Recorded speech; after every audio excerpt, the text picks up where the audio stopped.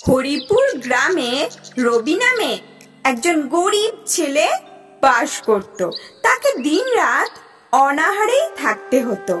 একদিন সে জঙ্গলের মধ্যে দিয়ে যাচ্ছিল, তখন সেখানে সে একটা কুঁড়ে ঘর দেখতে পায়। রবি কুঁড়ে ঘরটির ভেতরে ঢোকে। সেখানে সে একটি সোনার মোহর ভর্তি কলসি দেখতে পায়। সে মোহরগুলিকে কলসি থেকে বের করে। হঠাৎ কলসিতে আলো দেখা যায় এবং কলসিটি আবারও সোনার মোহরে ভরে ওঠে। রবি বুঝে যায় এটি একটি জাদু কলসি। রবি জাদু কলসিটিকে নিজের বাড়িতে নিয়ে যায়।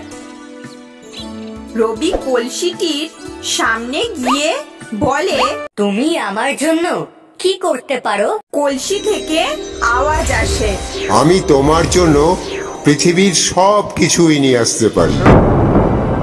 আমার এখন ভালো ভালো খাবার চাই। জাদু কলসি থেকে নানা রকমের খাবার বের হতে থাকে।